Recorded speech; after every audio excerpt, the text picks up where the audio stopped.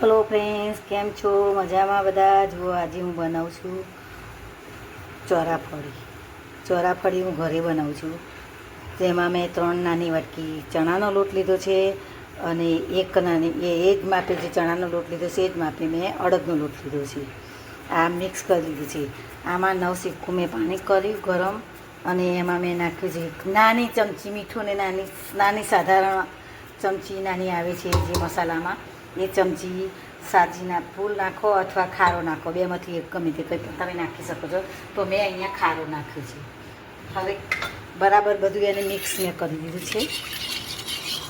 બધું સરસ મિક્સ સરખું સરસ થઈ જાય પછી તેમાં આપણે હવે ચમચી, બહુ વધારે નહીં પણ 1 ચમચી જેટલું તેલ નાખવાનું છે. 1 જ ચમચી નાખવાનું, વધારે નહીં નાખવાનું. એ પણ આમાં નાખવાનું છે તે પાણીમાં. બસ આ 1 ચમચી તેલ નાખવાનું એટલે પછી આ ધોર પાણી થઈ જશે. બરાબર ફેંટી લેવાનું પાણી. જો ફ્રેન્ડ્સ, એમાં હવે થોડું પાણી ઉમેરી અને આપણે લોટ બાંધતા જઈએ. બહુ અંદર એકી સાથે જ નહીં નાખી દેવાનું. થોડું પાણી નાખી અને આપણે લોટ બાંધવાનો. એકદમ કઠણ નહીં તારે બાંધવાનો. પછી એને ટીપીને થોડોક સુવાળો કરવાનો. લોટ એકદમ મસ્ત સ્મૂથ કરી દેવાનો લોટ. જુઓ, આ લોટ આ રીતે બાંધું છું અને જે રીતે પાણી જોઈએ આપણે એ રીતે જ પાણી નાખવાનું છે. પાણીનો ઉપયોગ બહુ ઓછો કરવાનો છે. જો ફ્રેન્ડ્સ, આપણો લોટ આ બંધાઈ ગયો છે. હવે તેને મસ્ત સરસ મસળી અને સરસ હુંવારો લોટ કરવાનો છે અને એને ટીપવાનો છે. અને તમે ટીપી ના શકતા હોય તો તમે મસળીને હાથથી પણ તમે કરી શકો છો.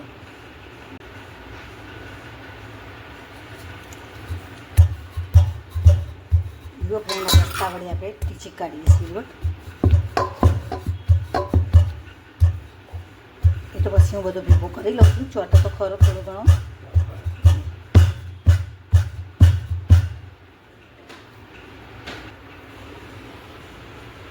જો ફ્રેન્ડ્સ, તેલવાળો હાથ કરી અને આપણે આ મસ્ત સરસ કેળવી લીધો છે. મસ્ત સરસ થઈ જશે. જુઓ, આવો લોટ થવા દેવાનો. જો કેવો મસ્ત સુવારો છે. જેવો લોટ છે ને, આવો લોટ હુંવારો કરવાનો. જુઓ, હવે આવો લોટ આપણું બંધાઈ જશે. 5-10 મિનિટ આપણે રેસ્ટ આપી દઈએ. મારે આટલું પાણી થોડું વધ્યું છે. જુઓ,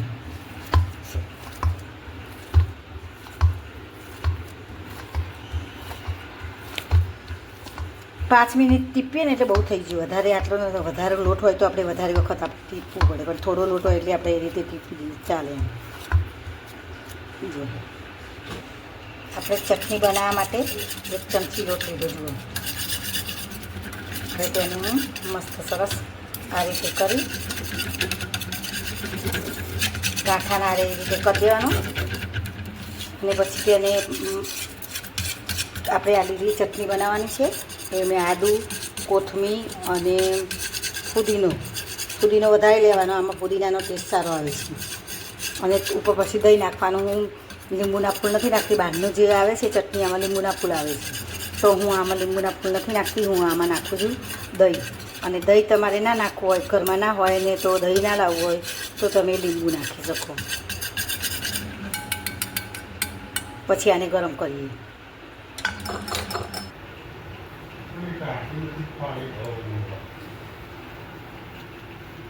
જો ફ્રેન્ડ્સ, તેમાં હું આ ચટણી નાખું.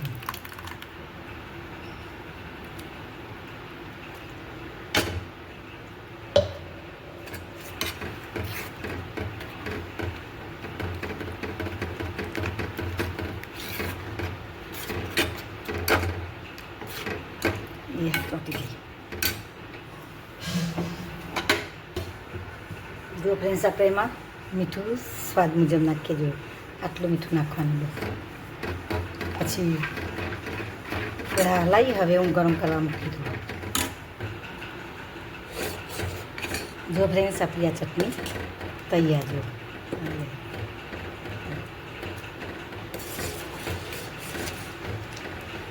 છે ને મસ્ત તીખી તમતમતી અને મસ્ત સરસ બહારના જેવી જ બને છે. 2 કોપી બહારના જેવી, સેમ ટુ સેમ. મેં ચાખી એટલે મને ખબર પડી કે કંઈ અંદર કંઈ ઓછું હોય તો આપણે ઉમેરતા ફાવે. પણ ના, બહુ મસ્ત બની છે ચટણી. સરસ થઈ ગઈ છે. હવે આ ગેસ બંધ કરી દઉં. તો થોડી ઠંડી થાય ત્યાં સુધી હવે આપણે ચોરાફળી બનાવીએ.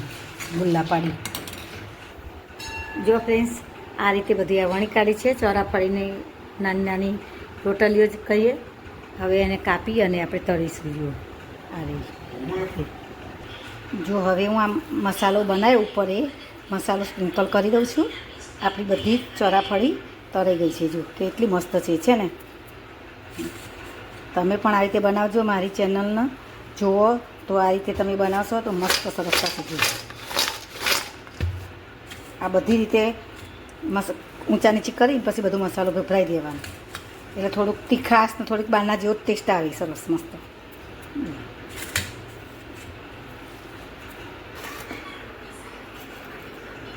જો ફ્રેન્ડ્સ, થઈ ગઈ આપણી આ થાળી ચોરાફળી અને ચટણીની તૈયાર. તમે પણ આ રીતે બનાવજો. આજે દશેરા છે. આજે દશેરાના દિવસે અમે આ જ બનાવીએ છીએ.